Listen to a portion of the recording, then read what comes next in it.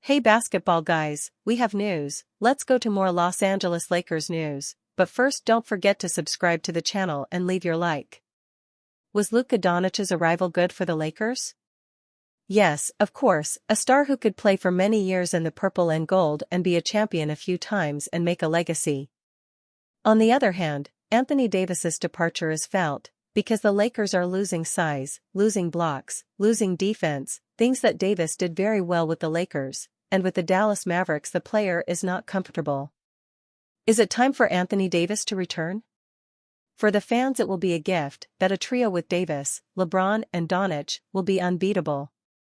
And given what has happened, the Dallas Mavericks are thinking about renewing the roster and a trade of Davis for Austin Reaves and a few other players. It would be brilliant for the Lakers, because Reaves is not playing well in the playoffs.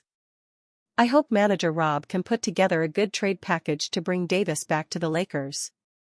Big trade suggestion: Anthony Davis returns to the Lakers to make the NBA's biggest Big Three.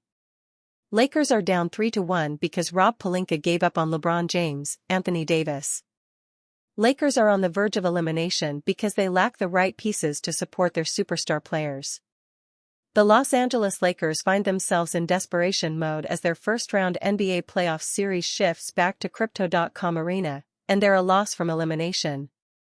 They find themselves in this spot because Rob Pelinka, Jeanie Buss, and the rest of the organization's leadership made the decision to ride out the string with LeBron James and Anthony Davis without investing further into that core. Lakers coach J.J. Redick reached such desperation Sunday that he played only 5 players in the second half of Game 4 against the Minnesota Timberwolves, which Lakers Hall of Famer Magic Johnson criticized Redick for. Now, before people overreact to the headline, this isn't to say Pelinka shouldn't have made the Luka Doncic trade. That was clearly the right move, especially at that price, and you make that deal 101 times out of 100. The problem is how ill-prepared the Lakers were for competing at the level they now need to after teaming up Doncic and James. Before this season, Pelinka spoke at length about internal investment and growth with an eye on the future. Hiring J.J. Redick, who had literally never coached before, was a move in this direction, too. The organization was clearly transitioning away from James and Davis and wanted to keep their powder dry for when one or both moved on. Lakers refused to support Anthony Davis's requests. For years, Davis requested more depth at the center position so as to spend less time there.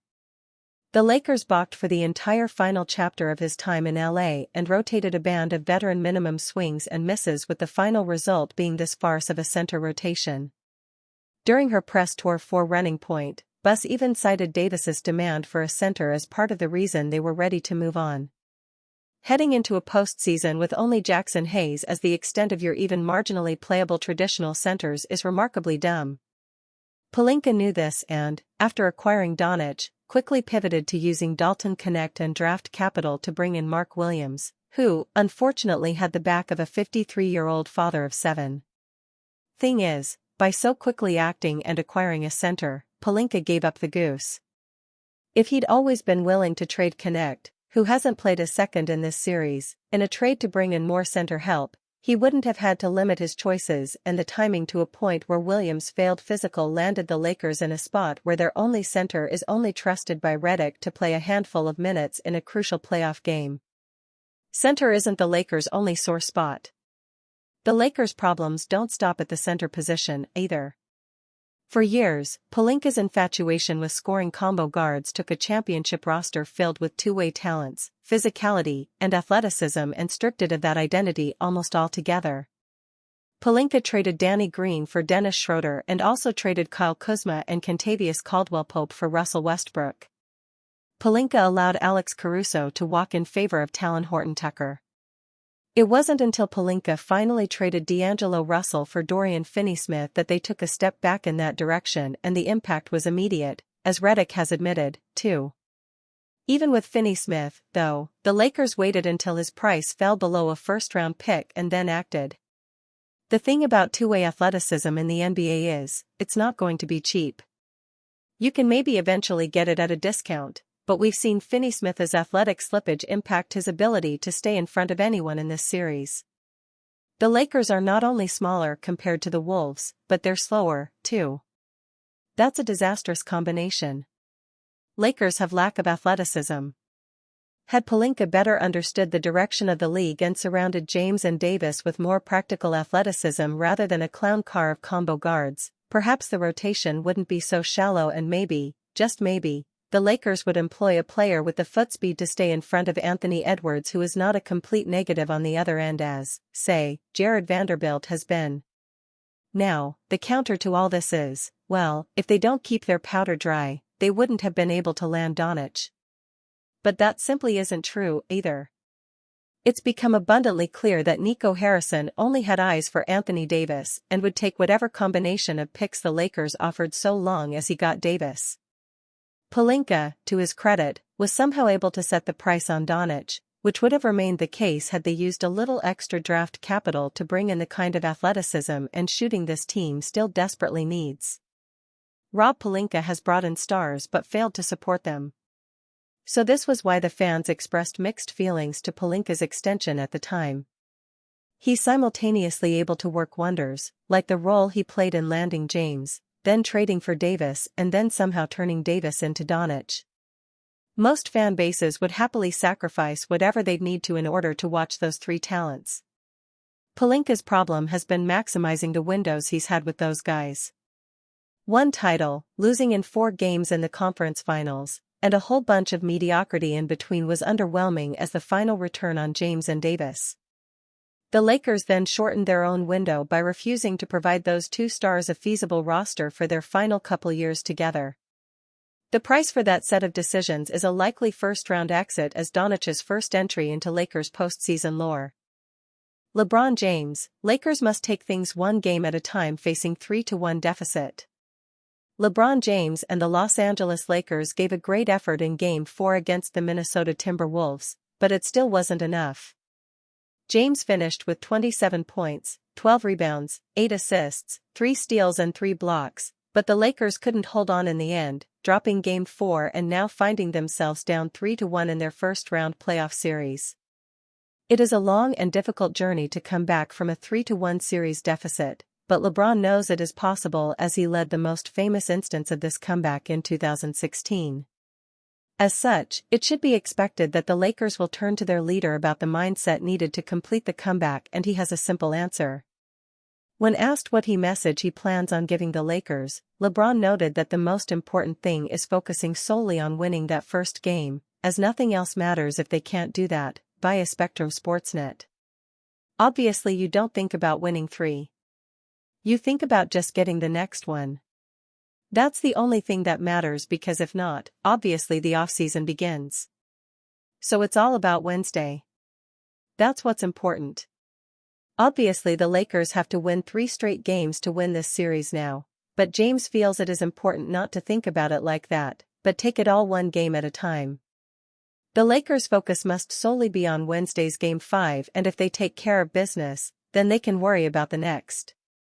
LeBron has been unreal in this series, averaging 26.3 points, 9.5 rebounds, 5.5 assists, 2.0 steals and 2.3 blocks while shooting 50.7% from the field and 39.1% from three-point range, all while playing more than 40 minutes a game. But it will take more than just he and Luka Doncic's efforts, as the Lakers need contributions across the board. These games have been close enough that the Lakers know they can beat this Timberwolves team, and that belief is important as well. The Lakers can still save their season, but it starts with winning Game 5, and LeBron will make sure this team is locked in on Wednesday night. LeBron James doesn't believe he fouled Anthony Edwards late in Game 4. One of the key plays in Game 4 came late in the game as LeBron James seemed to strip Anthony Edwards with the ball bouncing off the Timberwolves star out of bounds and giving the Lakers the ball down 1 with under 10 seconds left. However, Minnesota challenged the play and it was overturned, also robbing the Lakers of their final timeout. Afterwards, LeBron expressed his belief that he did not foul Edwards, saying that the hand is part of the ball and that play happens regularly in NBA games with no call being made. Unfortunately, that play was another example of just how thin the margins of error are in the playoffs, and this one came at the Lakers' expense. Lakers sharpshooter entering possible final game in Los Angeles. If the Lakers can't force a Game 6, then this player might be done in LA. The Los Angeles Lakers are now staring elimination in the face after blowing a double-digit lead and dropping Game 4 of their best-of-7 series against the Minnesota Timberwolves, 116-113, on Sunday afternoon. After starting the game with their typical playoff rotation, Lakers head coach J.J. Redick made the decision at halftime to adjust the lineup they'd use coming out of the locker room. Jackson Hayes was replaced by Dorian Finney-Smith, and then wound up not making another substitution the rest of the way. While this was by no means a pre-planned strategy by Redick and Los Angeles' coaching staff, it was a call that they agreed to make during the halftime break, and they lived with the consequences. With Redick showing that he is willing to make such dire decisions in order to put the purple and gold in a position to win these do-or-die postseason games, the members of the roster who did not see the floor over the course of the final 24 minutes of Game 4 cannot be feeling comfortable in their own skin when it comes to their place on the team moving forward. Lakers rookie Dalton Knecht entering possible final game in Los Angeles. The proof is in the pudding with this one. Rob Pelinka and the front office already agreed to trade the team's 2024 first-round pick once this season, and, as we all know, that deal was ultimately voided due to injury concerns with Charlotte Hornets center Mark Williams.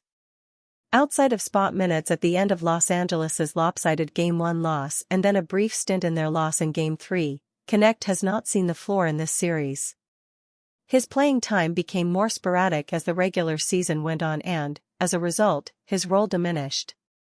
With Redick showing little to no interest in using the rookie in this series against the Timberwolves, it is fair to wonder just what kind of fit the 24-year-old will have with the franchise moving forward, as pursuing championships is all that matters to the Lakers. If Knecht cannot find a way to make himself a valuable enough asset to be playable, which seems like an uphill climb to make at this stage of the season, his time in Los Angeles could be much shorter than he had anticipated when the franchise selected him with the number 17 overall pick in the 2024 NBA Draft. The Lakers aren't the type of franchise that is willing to play the long game when it comes to building a championship-caliber roster, and that isn't going to change anytime soon. Don't be surprised to hear Knecht's name included in trade rumors this offseason, as, if they aren't going to play him, the Lakers would be wise to get whatever value they can in return for the swingman via trade. On the Lakers' inability to execute offensively, failing them down the stretch again in Game 4. The Lakers blew a 10-point lead in the fourth quarter of Game 4 as their offense again failed them against the Wolves. Leading by double digits heading into the fourth, the Lakers appeared on their way to evening the series. But a Minnesota rally led by Anthony Edwards secured the Wolves a 116-113 victory and a commanding 3-1 series lead.